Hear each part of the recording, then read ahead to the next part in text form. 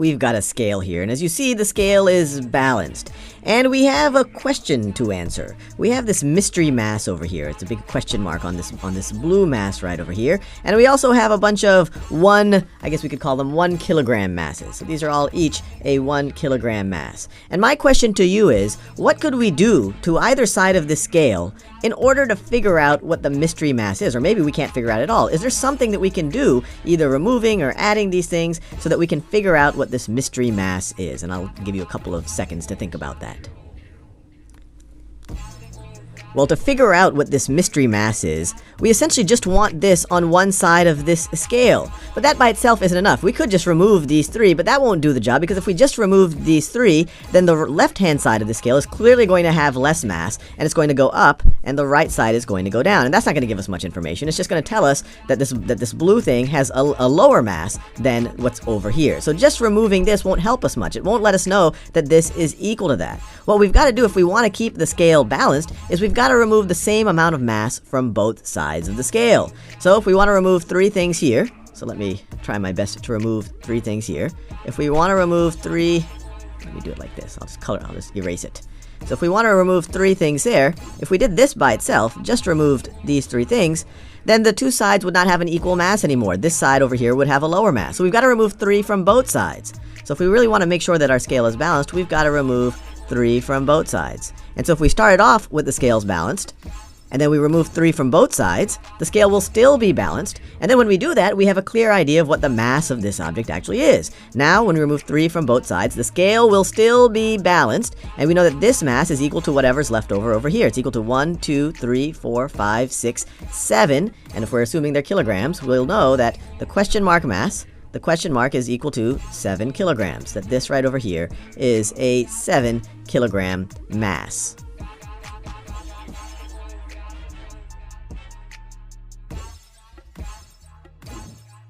I now want to refigure out what this mystery mass is, but we're going to start using a little bit more of mathematics. And mathematics really are just a language of symbols for representing ideas, for representing relationships between things. And so the first thing I want you to do is think about if you can express a relationship mathematically between this side of the scale and that side of the scale. And I'll give you some hints. We know that they have equal mass, so maybe you can set up some type of relationship using an equal sign, somehow showing that this right over here is equal to that. And I'll give you a few seconds to do that. So let's think about it a little bit. What do we have on this side? Well, we have our mystery mass, and I'll represent that mystery mass by the question mark right over here. But that's not the only thing that we have on the left-hand side. We also have these other 3 kilograms. So let me, right over here, I'll just add, we'll assume that we're dealing with kilograms. So we have the mystery mass in kilograms plus 3 more kilograms. That's what we have here on the left-hand side. Now, what do we have here on the right-hand side? Well, we just have 1, 2, 3, 4, 5, 6, 7, 8, 9, 10 kilograms. So we just have 10. We just have 10 on the right-hand side. And what else do we know? Well, we know that the scale is balanced, that the mass here is equal to the mass here because the scale is balanced the way it's been drawn. We know that these two things are equal. So we have just set up an equation. We're using question mark as our unknown. We don't know what this mystery mass is. If we add 3 kilograms to it, then we see that it has the exact same mass as 10 kilograms. Now, my question to you is, what can we do to this equation so that we can essentially solve for the unknown, so that we can figure out what the unknown is?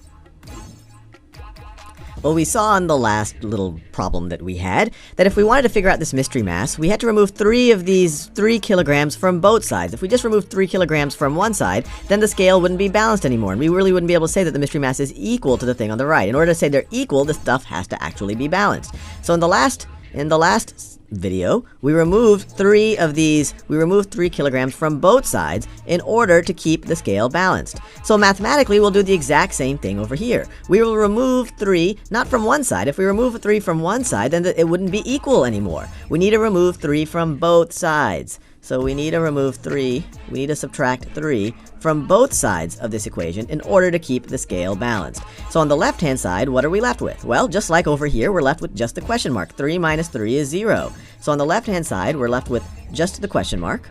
And on the right-hand side, we're left with 10 minus 3, which is 7. 10 minus 3, which is 7, and we get the exact same result. Question mark is equal to 7, and if we're dealing with kilograms, then this is 7 kilograms. So we have our scale again, and we've got some masses on the left-hand side and some masses on the right-hand side, and we see that our scale is balanced. We have the same total mass on the left-hand side that we have on the right-hand side. Instead of labeling the mystery masses as question mark, I've labeled them all X, and since they all have an X on it, we know that each of these have the same mass. But what I'm curious about is, what is that mass? What is the mass of each of these mystery masses, I guess we could say.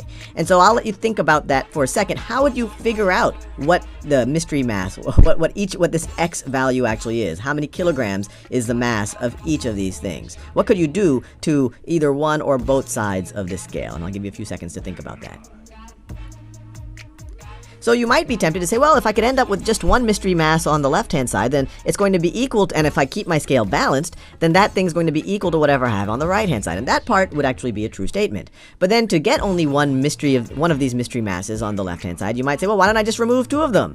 You might just say, well, let me just remove, let me do a good color for removing. Why don't I just remove that one and that one? And then I'll just be left with that right over there. But if you just removed these two, then the left-hand side is going to become lighter, or it's going to have a lower mass than the right-hand side. So it's going to move up, and the right-hand side is going to move down. And then you might say, okay, I understand. Whatever I have to do to the left-hand side, I have to do to the right-hand side in order to keep my scale balanced. So you might say, well, why don't I remove two of these mystery masses from the right-hand side? But that's a problem too, because you don't know what this mystery mass is. You could try to remove two from this, but how many of these blocks represent a mystery mass? We actually don't know. But you might then say, well, let's see, I've got three of these things here. If I essentially multiply what I have here by a third, or if I only leave a third of the stuff here, and if I only leave a third of the stuff here, then the scale should be balanced. If this has the same mass, if this has a total mass as this, then 1/3 of this total mass is going to be the same thing as 1/3 of that total mass. So let's just keep only 1/3 of this here. So that's equivalent to multiplying by 1/3. So if we're only going to keep 1/3 there, we're going to be left with only one of the masses. And if we only keep 1/3 here, let's see, we have 1, 2, 3, 4, 5, 6, 7, 8, 9 masses. If we multiply this by 1/3, or if we only keep 1/3 of it there, 1/3 times 9 is only 3, or it's 3. So we're going to remove these, and so we have 1/3 of what we originally had on the right-hand side, and 1/3 of what we originally had on the left-hand side. And they will be balanced, because we took 1/3 of the same total masses. And so what you're left with is just one of these mystery masses, this X thing right over here, whatever X might be, and you have 3 kilograms on the right-hand side. And so you can make the conclusion, and the whole time you kept this thing balanced, that X is equal to 3.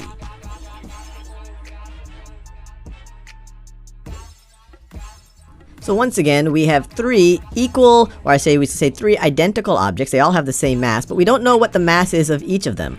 But what we do know is that if you total up their mass, it's the same exact mass as these 9 objects right over here. And each of these 9 objects have a mass of 1 kilogram. So in total, you have 9 kilograms on this side, and over here you have 3 objects. They all have the same mass. And we don't know what it is. We're just calling that mass X. And what I want to do here is try to tackle this a little bit more symbolically. In the last video, we said, hey, well, why don't we just multiply 1/3 of this and multiply 1/3 of this, and then essentially we're going to keep things balanced because we're taking 1/3 of the same mass. That this total is the same as this total. That's why the scale is balanced. Now let's think about how we can represent this symbolically. So the first thing I want you to think about is, can we set up an equation? So can we set up an equation that expresses that we have these three things of mass X, and that in total their mass is equal to the total mass over here? Can we express that as an equation? I'll give you a few seconds to do it. Well, let's think about it. Over here, we have 3 things with mass X. So their total mass, we could write their total mass as X plus X plus X. And over here, we have 9 things with mass of 1 kilogram. I guess we could write 1 plus 1 plus 1. That's 3 plus 1 plus 1 plus 1 plus 1. How many is that? 1, 2, 3, 4, 5, 6, 7, 8, 9. And actually, this is a mathematical representation. And we've set it up as an equation. This is an algebraic representation. It's not the simplest possible way you can do it, but it is a reasonable way to do it. If we want, we can say, well, if I have an X plus another X plus another X, I have 3 X's. So I could rewrite this as 3X, and 3X will be equal to, well, if I sum up all of these ones right over here, 1 plus 1 plus 1, we're doing that. We have 9 of them, so we get 3X is equal to 9. And let me make sure I did that. 1, 2, 3, 4, 5, 6, 7, 8, 9. So that's how we would set up. And so the next question is, what would we do? What can we do mathematically, actually to either one of these equations, but we'll focus on this one right now. What can we do mathematically in order to essentially solve for the X, or in order to figure out what that mystery mass actually is? And I'll give you another second or two to think about it. Well, when we did it the last time with just the scales, we said, okay, we've got 3 of these x's here. We want to have just 1 x here, so we can say whatever this x is, if the scale stays balanced, it's going to be the same as whatever we have there. There might be a temptation to subtract 2 of the x's, maybe from this side, but that won't help us, and we can even see it mathematically over here. If we subtract 2 x's from both sides, on the left-hand side, you're going to have 3x minus 2x, and on the right-hand side, you're going to have 9 minus 2x, and you're just going to be left with 3 of something minus 2 of something is just 1 of something, so you will just have an x there if you get rid of 2 of them. But on the right-hand side, you're going to get 9 minus 2 x's. So the x's still didn't help you out. You still have a mystery mass on the right-hand side. So that doesn't help. So instead what we say is, and we did this the last time, we said, well, what if we took 1/3 of these things? If we take 1/3 of these things and take 1/3 of these things, we should still get the same mass on both sides because the original things had the same mass. And the equivalent of doing that mathematically is to say, why don't we multiply both sides by 1/3? Or another way to say it is we can divide both sides by 3. Multiplying by 1/3 is the same thing as dividing by 3. So we're going to multiply both sides by 1/3. When you multiply both sides by 1/3, visually over here, if you had 3 x's, you multiply it by 1/3, you're only going to have 1 x left. If you have 9 of these 1 kilogram boxes, you multiply it by 1/3, you're only going to have 3 left. And over here, you can even visually, if you divide by 3, which is the same thing as multiplying by 1/3, you divide by 3. So you divide by 3, you have an x is equal to a 1 plus 1 plus 1. And x is equal to 3. Or you see here, an x is equal to 3. Over here, you do the math. 1/3 times 3 is 1. You're left with 1x. So you're left with x is equal to 9 times 1/3. Or you could even view it as 9 divided by 3, which is equal to 3.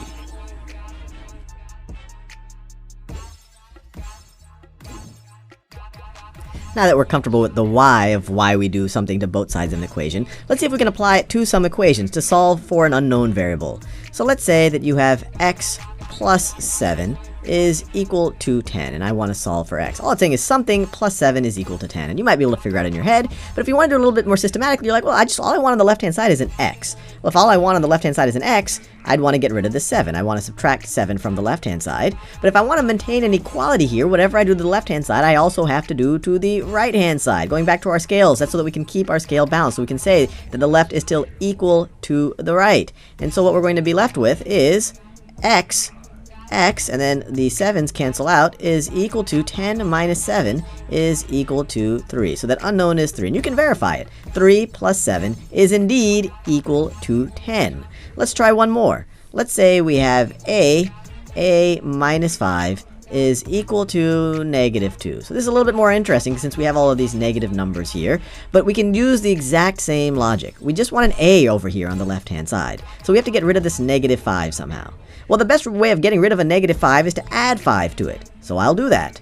So I will add 5 to the left-hand side. But if I want the left-hand side to stay equal to the right-hand side, whatever I do to the left, I have to do to the right. So I'm going to have to add 5 on the right-hand side as well. And so on the left-hand side, I'm left with a, and then the negative 5 and the positive 5 cancel out. And on the right-hand side, and they're going to stay equal because I did the same thing to both sides, we have negative 2 plus 5, which is equal to 3. So a is equal to 3. Once again, you can verify it. 3 minus 5 is indeed equal to negative 2.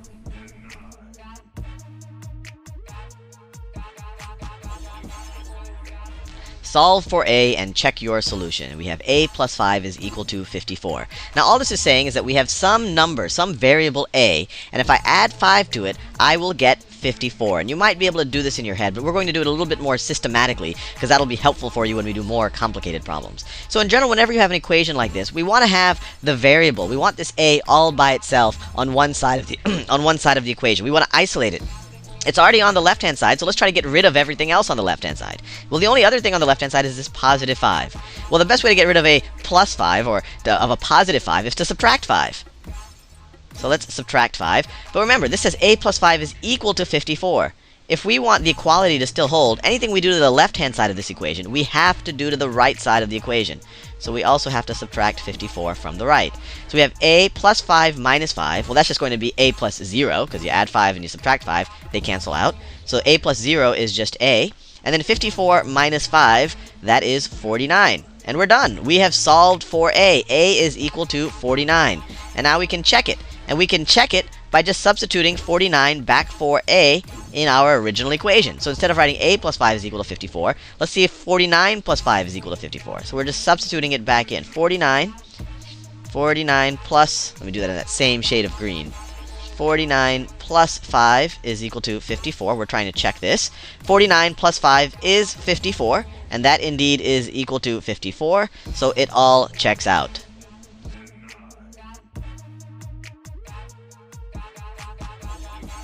Let's give ourselves some practice solving equations. So let's say we had the equation 1/3 plus a is equal to 5/3. What is the a that makes this equation true? If I had 1/3 plus this a, what does a need to be in order for 1/3 to that, in order for 1/3 plus that to be equal to 5/3? So there's a bunch of different ways of doing this, and this is one of the fun things about equations, is there's no exactly one right way to do it. But let's think about what at least I think might be the simplest way. And before I work through anything, you should always try to pause the video and do it on your own. So what I like to think about is, well, can I have just my a on one side of the equation since it's already on the left-hand side? Let's see if I can keep it on the left-hand side, but get rid of this 1/3 somehow. Well, the easiest way I can think of getting rid of this 1/3 is to subtract 1/3 from the left-hand side of the equation.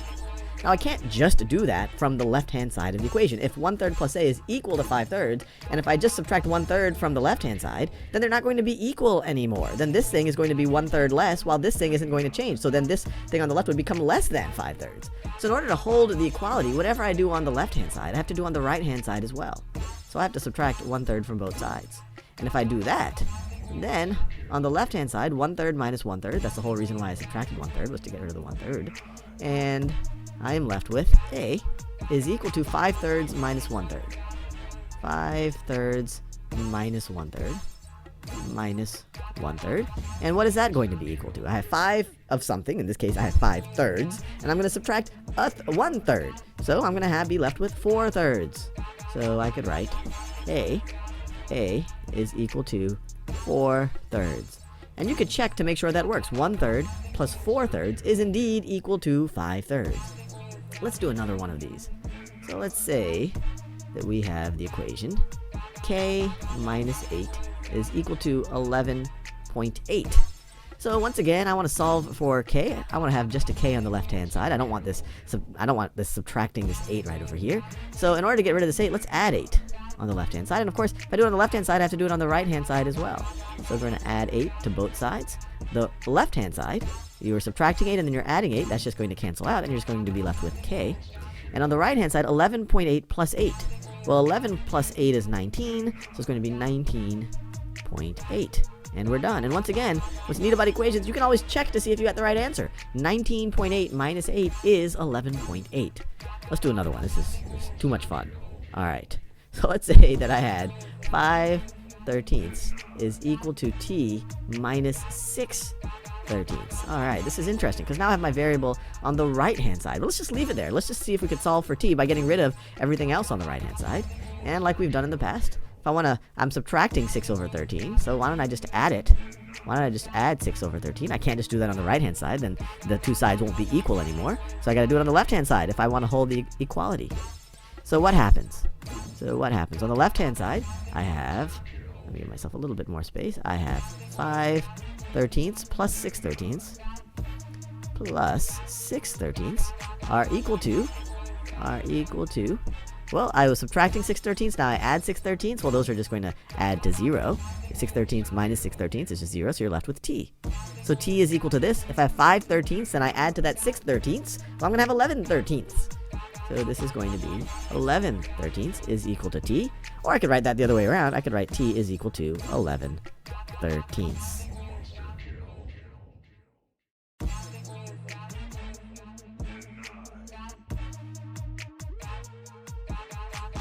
Let's say we have the equation 7 times x.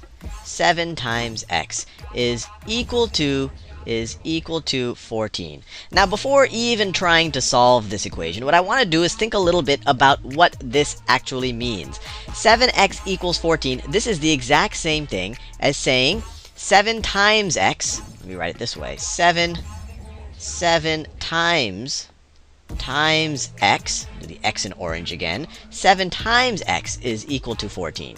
is equal to 14. Now, you might be able to do this in your head. You could literally go through the 7 times tables. You say, well, 7 times 1 is equal to 7, so that won't work. 7 times 2 is equal to 14, so 2 works here.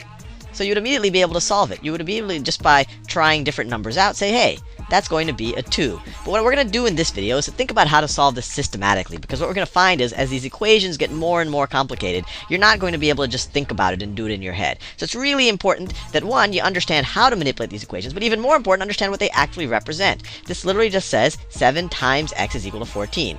In algebra, we don't write the times there. When you write two numbers next to each other, or a number next to a variable like this, it just means that you are multiplying. It's just a shorthand notation. And in general, we don't use the multiplication sign because it's confusing, because x is the most common variable used in algebra. And if I were to write 7 times x is equal to 14, if I write my times sign or my x a little bit strange, it might look like xx or times times. So in general, when you're dealing with equations, especially when one of the variables is an x, you wouldn't use the traditional multiplication sign. You might use something like this.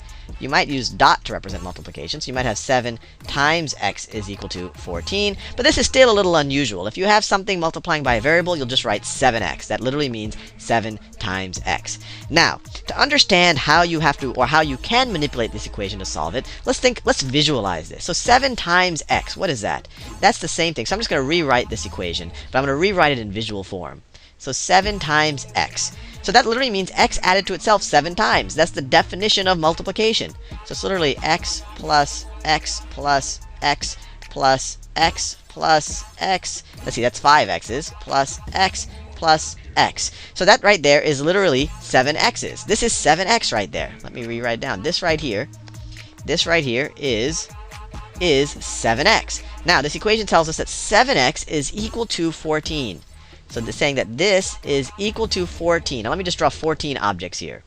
So let's say I have 1, 2, 3, 4, 5, 6, 7, 8, 9, 10, 11, 12, 13, 14.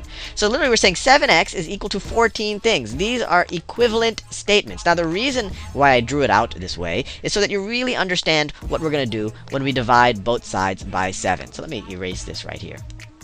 So the standard step whenever... Oh, I didn't want to do that. Let me do this, and let me draw that last circle.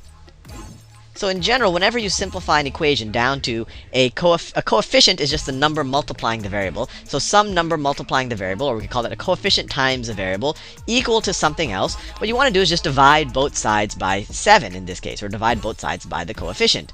So if you divide both sides by 7, what do you get? 7 times something divided by 7 is just going to be that original something. 7's cancel out, and 14 divided by 7 is 2. So your solution is going to be x is equal to 2. But just to make it very tangible in your head, what's going on here is when we're dividing both sides of the equation by 7, we're literally dividing both sides by 7. This is an equation. It's saying that this is equal to that. Anything I do to the left-hand side, I have to do to the right. If they start off being equal, I can't just do an operation to one side and have it still be equal. They were the same thing. So if I divide the left-hand side by 7, so let me divide it into 7 groups. So there are 7 x's here, so that's 1, 2, 3, 4, 5, 6, 7. So it's 1, 2, 3, 4, 5, 6, 7 groups. Now if I divide that into 7 groups, I'll also want to divide the right-hand side into 7 groups. 1, 2, 3, 4, 5, 6, 7.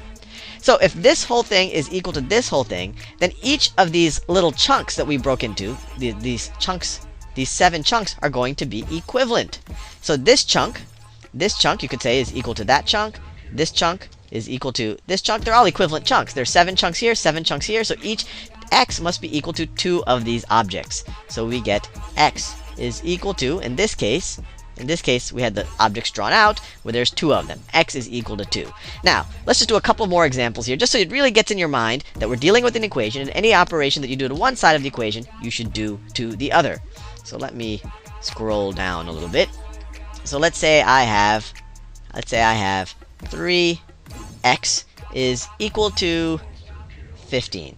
Now once again, you might be able to do this in your head. This is saying 3 times some number is equal to 15. You could go through your 3 times tables and figure it out. But if you just wanted to do this systematically, and it is good to understand it systematically, you say, okay, this thing on the left is equal to this thing on the right. What do I have to do to this thing on the left to have just an x there? Well, to have just an x there, I want to divide it by 3. And my whole motivation for doing that is to have 3 times something divided by 3. The 3's will cancel out, and I'm just going to be left with an x. Now, 3x was equal to 15. If I'm dividing the left side by 3, in order for the equality to still hold, I also have to divide the right side by 3. And what does that give us? Well, the left-hand side, we're just going to be left with an x. So it's just going to be an x. And then the right-hand side, what is 15 divided by 3? Well, it is just 5. Now, you could have also done this equation in a slightly different way, although they are really equivalent.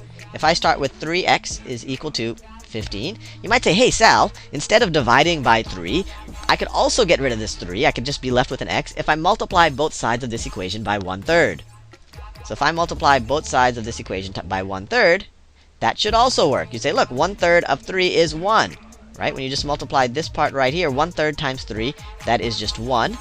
1x.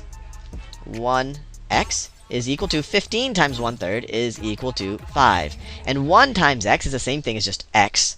So this is the same thing as x is equal to 5. And these are actually equivalent ways of doing it. If you divide both sides by 3, that is equivalent to multiplying both sides of the equation by 1/3. Now let's do one more, and I'm going to make it a little bit more complicated.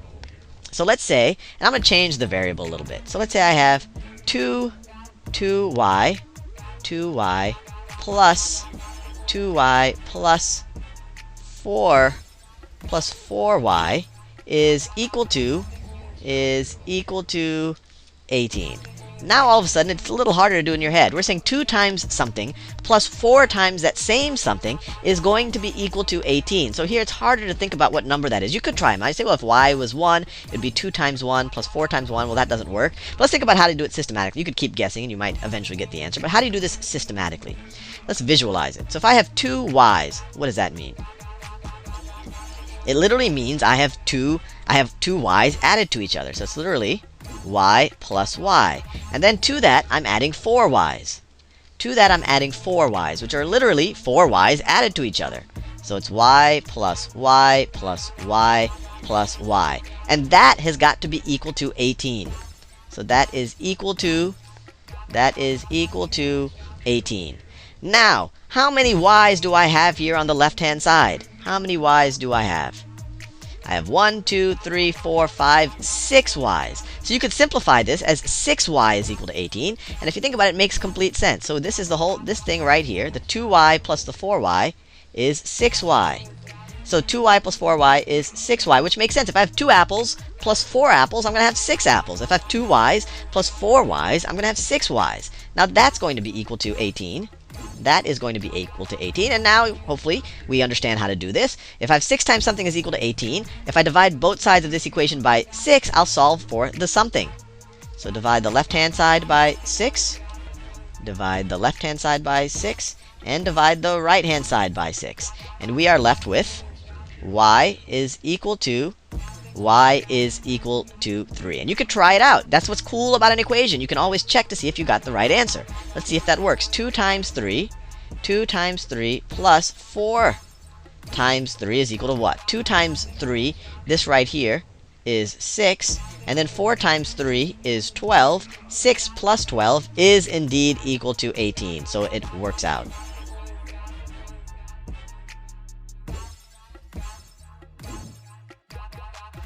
Solve for x and check your solution. We have x divided by 3 is equal to 14. So to solve for x, to figure out what the variable x must be equal to, we really just have to isolate it on the left-hand side of this equation. It's already sitting there. We have x divided by 3 is equal to 14. We could also write this as 1/3 x is equal to 14. Obviously, x times 1/3 is going to be x over 3. These are equivalent. So how can we just end up with an x on the left-hand side of either of these equations? These are really the same thing. Or another way, how can we just have a 1 in front of the x? A 1x, which is really just saying x over here.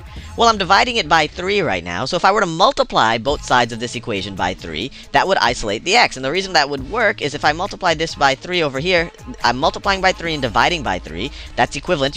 That's equivalent to multiplying or dividing by 1. These guys cancel out. But remember, if you do it to the left-hand side, you also have to do it to the right-hand side. And actually, I'll do both of these equations at the same time because they're really the exact same equation. So what are we going to get over here on the left-hand side? 3 times anything divided by 3 is going to be that anything. We're just going to have an x left over. on the left-hand side. And on the right-hand side, what's 14 times 3? 3 times 10 is 30. 3 times 4 is 12, so it's going to be 42. So we get x is equal to 42. And the same thing would happen here. 3 times 1/3 is just 1. So you get 1x is equal to 14 times 3, which is 42. Now let's just check our answer. Let's substitute 42 into our original equation. So we have 42 in place for x, over 3 is equal to 14. So what's 42 divided by 3? And we could do a little bit of, I guess we call it medium long division. It's not really long division. 3 into 4. 3 goes into 4 one time. 1 times 3 is 3. You subtract. 4 minus 3 is 1. Bring down the 2. 3 goes into 12 4 times. So 3 goes into 42 14 times. So this right over here simplifies to 14. And it all checks out. So we're done. I'm starting to take a little bit more care of my health, and I start counting my actual calories. And let's say C is equal to the number of calories I eat in a given day. Number of calories in a day. And I want to lose some weight, so in particular I want to eat less than 1,500 calories in a day. So how can I express that as an inequality? Well, I want the number of calories in a day. I want the number of calories in a day to be less than, and remember the less than symbol, I make the smaller thing on, I make it point to the smaller thing. So I want the calories to be less than 1,500. 1,500. So this is one way of expressing it. I say, look, the number of calories that I consume in a day need to be less than 1,500. Now, one thing to keep in mind when I write that is obviously if I eat no calories in a day, or if I eat 100 calories, or if I eat 1,400 calories, or if I eat 1,499 calories for C, those are all legitimate. Those are all less than 1,500. But what about 1,500 calories?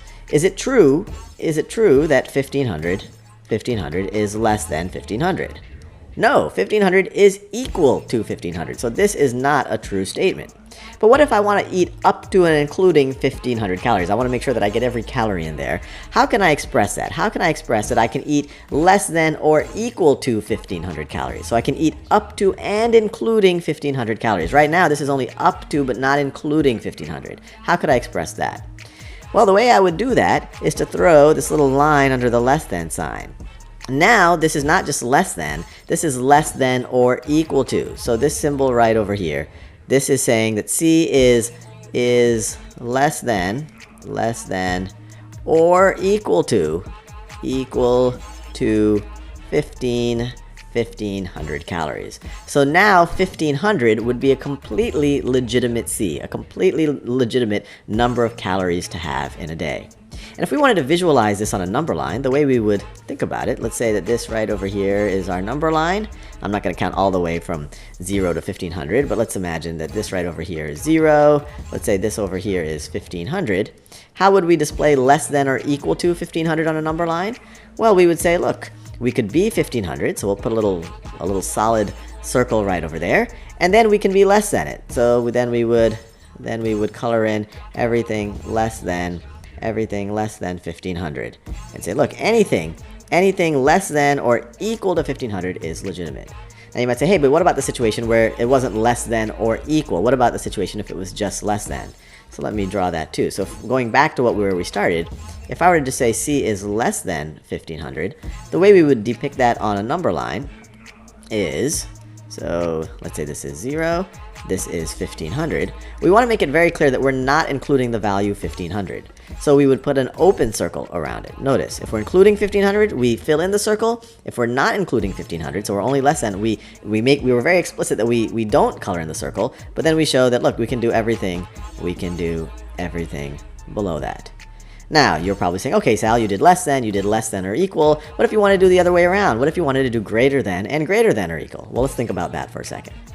Let's say that I'm also trying to increase the amount of water I intake. And so let's define some variable. Let's say W is equal to the number of ounces of water I consume per day. Consume per day. And I've read that I should have at least, let me throw out a number, 64 ounces of water per day. So there's one way I could think about where I always want to drink more than 64 ounces. So that would be W is greater than 64. So I always want W here is the thing that I want to be bigger. So the opening is to the W. W is greater than 64 ounces. So how would I depict that? Well, let me do my number line right over here. Let's say that this is 0, this is 64. If I want to make strictly greater than, so in this situation, it's not cool if I just drink exactly 64. That 64 is not greater than 64. I have to drink 64.01 ounces or 0.0001 ounces. It has to be something that is greater than 64. So I'm not going to include 64, but anything greater than that is completely cool. Now what if I want to loosen things a little bit? I was like, okay, it's okay if I drink exactly 64 ounces or more. Well then I could write W is greater than or equal to 64. And the way that I would depict that on the number line, and obviously I'm not showing all the other numbers in between, but let's say this is 0, and then we go all the way up to 64. Well, now it's okay if I drink exactly 64 ounces, so I'm going to fill in the circle now. Here I opened it because 64 was not a cool number. Now 64 is completely okay. I can drink exactly 64 ounces of water in the day or more. And then I just go up the number line just like that.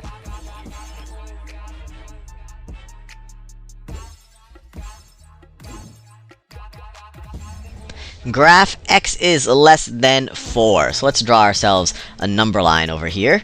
So let me draw a number line.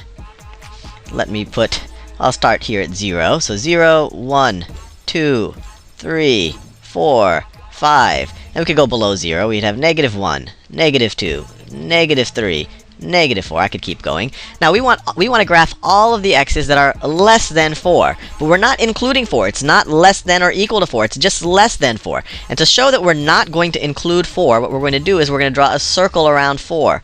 So this shows us that we're not including 4. If we were including 4, I would make that a solid dot. And to show that we're going to do all of the values less than 4, we want to shade in the number line below 4, going down from 4, just like that. And then we can just shade in the arrow just like that. So this right here is all of the values less than 4. And you can test it out. Take any value where there's blue. So there's blue over here, -2. -2 is definitely less than 4. If you take this value right here, this 2, it's definitely less than 4. 4 is not included because 4 is not less than 4. It's equal to 4. 5 is not included because 5 is not less than 4.